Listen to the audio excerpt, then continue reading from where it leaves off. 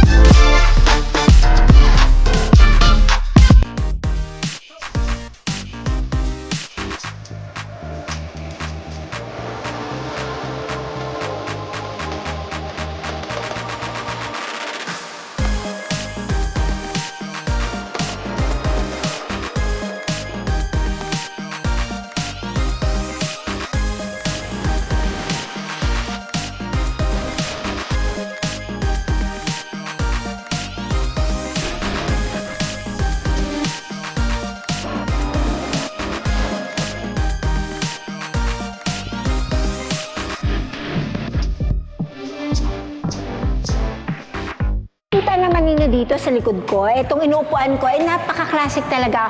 Kulay pa lang, classic na. And this bike, marami siyang mga kulay na katulad nito, na isa. This one naman, I have tried this during the Royal Enfield One Big Ride. This is a classic bike. They used to have the 500cc, pero ang nilabas lang sa atin dito sa Pilipinas is the 350cc. What I love about this bike, the experience kong i-ride to, napaka-komportable niyang i-ride actually. Makina, likewise, may hatak. Sa 350 na cc, akala ko mabagal-bagal, tsaka itsura niya parang mabagal, di ba? Kasi ang look nga niya parang old school. Pero actually, ang sarap niyang i-ride nito eh. Inikot namin siya pa Batangas. Malayo-layo yung binahin namin that time when I test ride this one with Royal Enfield. What I like about this model is the classic choices of color as well. Binagayan ng Royal Enfield yung design ng bike doon din sa kulay na ginamit nila sa design. Katulad nung isang malawar ang itsura, parang World War II ang dating. And at the same time, itong kulay na ginamit naman nila dito is the classic green naman. Handling likewise, magaang pa rin siya kasi it's a 350cc. Though, ang kakaiba lang nito, mas mataas ang seat height nito. Bakit? Medyo mas malapad ng konti yung upuan niya, pero abot pa rin siya. Yung weight niya, manageable. Mas malaki ang tangke nito kaysa dun sa Hunter 350. Yung wide ng range ng kanyang handlebar is quite a little bit shorter from the other Royal Enfield units. Pero, ang kagustuhan ko dito, mahilig kasi rin ako sa mga classic bikes eh. And classic bikes, hindi naman niya naluluma sa style. Kumbaga, kaya nga siya classic eh. Kumbaga, simple lang ang mga features ng mga classic bike. Simple lang din siyang i-ride. I love the design of the tank. Malaki, may grip pa tayo dito na may rubber pang-grip talaga yan, pang-kapit. And yung upuan nito, yun yung isa sa mga nagustuhan ko. Sobrang sarap ng upo nito. Komportable na komportable. Na sa tingin ko naman, kung mag-aangkas kayo, komportable din siya. Kasi malaki yung upuan niya at malambot. I love how they made the leather seat. Parang, I'm not sure if it's this leather or synthetic, pero ganda na pagkakayari ng upuan nila. Ito rin, ang kagandahan lang din ito, yung features din niya, it has already ABS din. Simple lang, kasi what we look for Royal Enfield are the classic and simple style of bikes.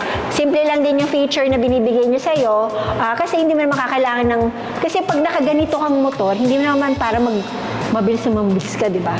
Pero, in fairness, sa totoo lang, yung hatak nito, malakas din naman. At saka, pag mag-overtake ka, kayang-kaya naman niya. So, parang sa akin, this is a perfect bike for pang everyday. Actually, pwede rin pang everyday kasi magaang naman siya. And, of course, ang ang gusto ko rin dito, maporma. Huwag punta ka sa mga tambike, makikita talaga yung kagupuhan ng pagiging classic bike nitong Royal Enfield. Ito, this is the modern kind of Royal Enfield, pero classic look pa rin. They maintain the classic look. So ito, makikita ninyo, medyo mas tiptoe ako dito compared to the Hunter 350. Yung seat height niya, mas mataas ng konti for me. And I think kasi medyo mas malapad talaga yung upuan din ito compared to the Hunter 350.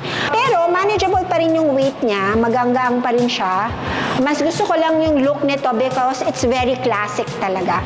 Ito talaga makikita mo yung design ng Royal Enfield way back, World War days. To hanggang ngayon, kinip nila dito. Kumbaga, niretain nila yung classic look ng Royal Enfield with this model, the classic 350cc. And I love the fact that they have maintained the chrome panel instrument. And of course, the tank itself, medyo mas malaki to compared to the Hunter.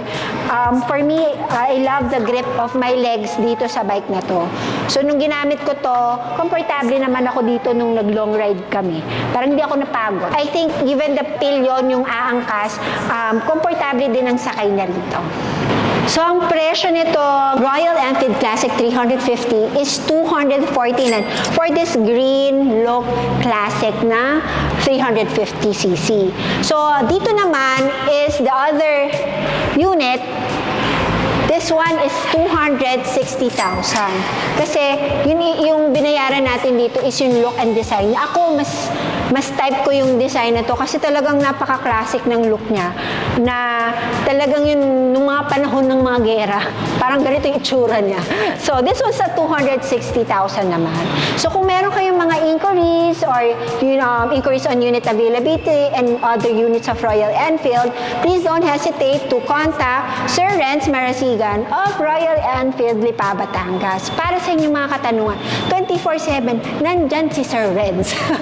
Anyway, this is another Saturday Moto Feature. Sana nakatulong ako sa inyong mabudol ko kayo, mag-ride at bumili at mag-upgrade.